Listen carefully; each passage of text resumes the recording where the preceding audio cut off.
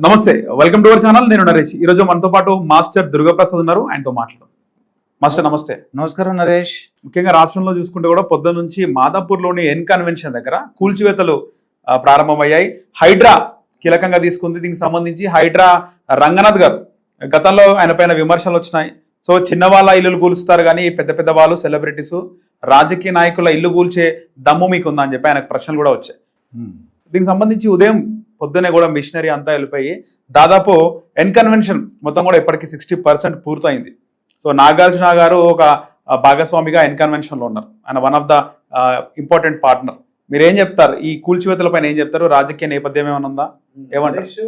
ఇక్కడ రేవంత్ రెడ్డి గారు కాన్సన్ట్రేట్ చేశారా నాగార్జున మీద, లేదంటే నాగార్జున గారు దానం నాగేంద్ర మీదే అతను ఒక హెచ్ఎండి ఆక్యుపై చేసిన ఆయన కూడా కొట్టించాడు. అది ఇక్కడ ఏంటంటే ఇంకోటి ఏంటంటే నాగార్జున కొన్ని తప్పులు కూడా చేశాడు ఈయన. ఇక్కడ బీఆర్ఎస్ ప్రభుత్వం ఉన్నప్పుడు ఒక విషయం చెప్పాడు. ఎవరో చంద్రశేఖర్ గారు, కేసీఆర్ ఏం చెప్పాడంటే ఆయన గ్రీక్ వీరుడు కాదు గోకుడు వీరుడు అని చెప్పాడు మాట. గీకుడు వీరుడు, గీకుడు వీరుడు అని. ఎందువల్ల గీకుడు కానీ గోకుడు కానీ అంతే కొద్ది మాట మార్చి చెప్పాను మీకు, అంటే యాజ్ టీజ్ ఎందుకులే అని చెప్పి. విషయం ఏంటంటే వీళ్ళు ఒక స్టేజ్కి వెళ్ళిన రాజకీయ నాయకులతో ఎలా పడితే అలా ఉండటం, తర్వాత నోటుకు వచ్చినట్టు మాట్లాడడం. ఇంకొక ముఖ్య విషయం ఏంటంటే అది ఒక ప్రభుత్వంది ఒక రూల్ ఉంది. మాది హైడ్రా కమిషనర్ రంగనాథ్ గారితో నేను ఇంటర్వ్యూ చేసినప్పుడు చెప్పారు. ఓకే, ఏంటంటే చెరువులకు సమీపంలో ఉన్నట్టు ఒక 10 కిలోమీటర్స్ వరకు ఇటువంటి కబ్జా జరగకూడదు. గవర్నమెంట్ కొన్ని వదిలేస్తాయన్నమాట, చెరువులు వదిలేస్తుంది. ఎందుకంటే లోపల వాటర్ని తీసుకుని భూగర్భ జలాలను హైదరాబాద్ కావాల్సినటువంటి లేదా సికింద్రాబాద్ కావాల్సిన వాటర్ అంతా కూడా రీసోర్స్ లోపలికి వెళ్ళాలి. వెళ్తే ప్రతి ఇంటికి కూడా బోర్ ఉన్న కూడా వాటర్ వస్తుంది. ఓకే, ఆ ఉద్దేశంతో మీకు 700 చెరువులు ఉండాలంట. అప్పుడు అటువంటివి లేవు. ఇప్పుడు ఎన్నో ఒక 100లోకే 150లోకి వచ్చేసినాడు చెరువులు. ఎక్కడ 700 ఎక్కడ 150, అంటే మిగతా అన్ని కూడా అన్ని ఆక్యుపై చేశారు. దాంట్లో ప్రముఖులు నాగార్జున చేశాడు కాబట్టి, అంటే ఎవరో చిన్న చిన్న అనామకులు చేశారు, 5 అంతస్తులు కొట్టేశారు. మీ దమ్ము దేరు మీరు అన్నట్టు కరెక్టే.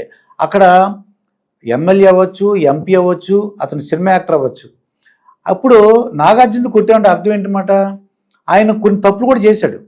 ఆ తప్పులే కాకుండా ముఖ్యంగా ఇది కూడా సైంటిఫిక్ రీజన్ కూడా ఉంది. ఇది ఆయన కబ్జా చేసిన స్థలం. అది ఇదివరకే మా కేసీఆర్ ట్రై చేశారు కానీ కొన్ని కారణాల వల్ల అది అప్పుడు ఆఫ్ చేశారు.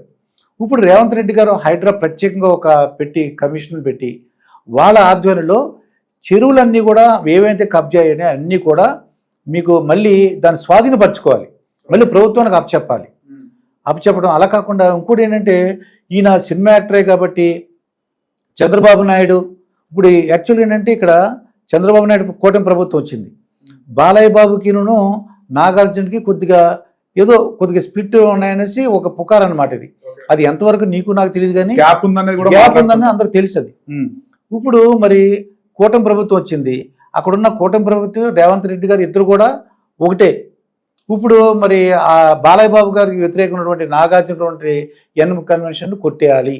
అదేనే కాదు ఇంకేదున్నా సరే ఉంటుందా సార్? ఖచ్చితంగా అలాంటిది ఉంటుందా? ఉంటుంది, గ్యారంటీ. ఓకే, ఇటు ప్రభుత్వము బాలకృష్ణకు దగ్గరగా ఉందని చెప్పేసి అవతల వ్యక్తి పైన ఏదైనా చేసే అవకాశం ఉంటుందంటారా? ఉంటుంది కదా, గ్యారంటీ. ఎందుకంటే ఈయన నాగార్జున చాలా విషయాలు ఏం చెప్పాడంటే ప్రభుత్వాన్ని వ్యతిరేకించేవాడండి. మేము ప్రభుత్వానికి ట్యాక్సులు కడుతున్నాం, ప్రభుత్వం మాకు హెల్ప్ చేయాలి, సినిమా వాళ్ళకి రిక్వెస్ట్ చేయడం వేరు, డిమాండ్ చేయడం వేరు, నోటుకు వచ్చిన మాట్లాడడం వేరు.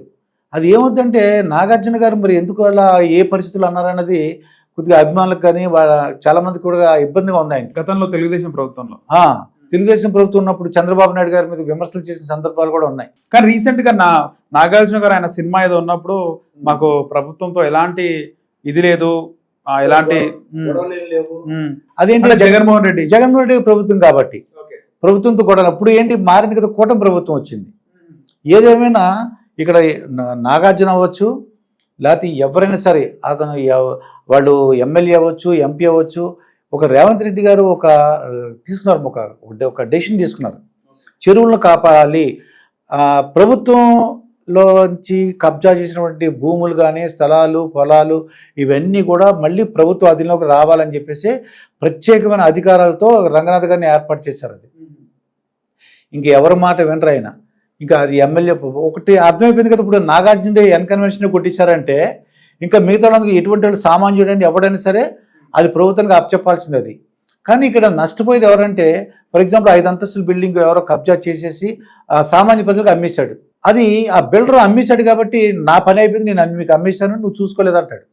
కానీ ఇప్పుడు 5 అంతస్తులు కొట్టేస్తే ఎవరది కొనుక్కున్న వాళ్ళందరూ నష్టపోతారు. ఇది సో వాళ్ళు కూడా ఆలోచించాలి కదా సార్, అంటే వెనకాల చెరువు ఉన్నప్పుడు సో ఖచ్చితంగా FTL ల్యాండ్లో నిర్మాణం అయినా ఖచ్చితంగా ఎప్పటికైనా ప్రాబ్లమే ఉంటాయి.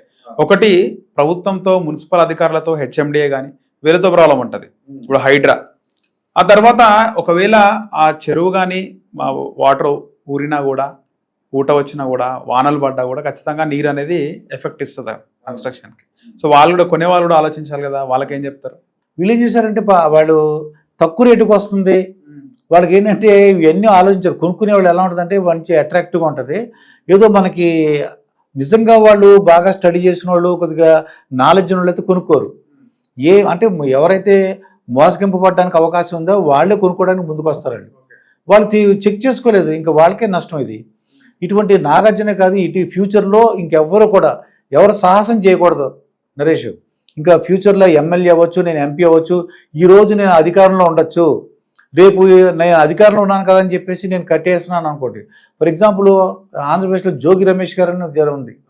ఆయన ఒక అగ్రిగోల్డ్ ఫీల్డ్స్ 2000 గజాలని వాళ్ళ అబ్బాయి పేరున రిజిస్టర్ చేశారు. అది అక్కడ ఉన్నటువంటి రిజిస్ట్రేషన్ ఎవరో మళ్ళీ దీన్ని తీసుకెళ్ళి ఇంకోటికి అమ్మేశారు. ఇది అమ్మేయడం వల్ల అక్కడ ఉన్న ఎవరైతే రిజిస్టర్ చేశారో వాళ్ళు, రెవెన్యూ ఆఫీసర్, వీళ్ళందరూ కూడా సస్పెండ్ అయిపోయారు. బలిపసులు ఎవరంటే ఆఫీసులు ఎవరైతే రిజిస్టర్ చేశారో వాళ్ళు అయ్యారు. ఈ స్థలాన్ని జోగి రమేష్ కొడుకు రాజీవ్ దగ్గర కొనుక్కున్న వాళ్ళు మోసపోయారు.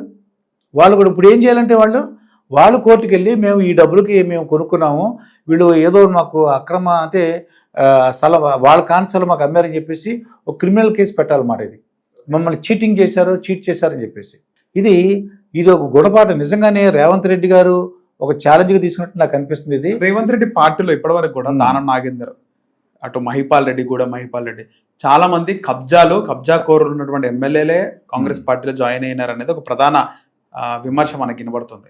దానం నాగేందర్ సంబంధించి ఆయనకు కూడా కబ్జా ఉంది, మహిపాల్ రెడ్డి కబ్జా చేసినట్టు. వాళ్ళ ఎమ్మెల్యేల పరిస్థితి ఉంది, వాళ్ళ ఎమ్మెల్యేల కబ్జా ల్యాండ్లు కానీ కబ్జా ఇల్లులు కానీ ఉంటే కూల్ చేసే అవకాశం ఉందంటారా? డెఫినెట్గా కూల్ చేస్తారు.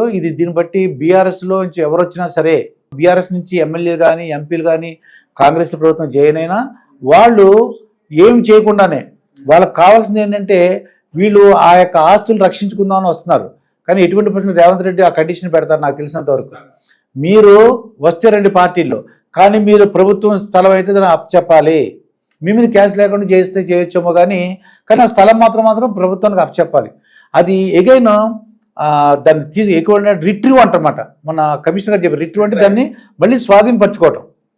దీన్ని ఎవరైతే కబ్జా చేశారో వాళ్ళని మళ్ళీ రిట్రీవ్ చేసుకోవటం. ఇది ఇంతటితో నేను ఆపుతాడు అనుకోవట్లేదండి. రేవంత్ రెడ్డి కానీ ఏదో రంగనాథ్ కానీ ఇదేదో నాకు ఆ రెవెన్యూ డిపార్ట్మెంట్ కానీ RRR లాగా ఉంది నగరేష్.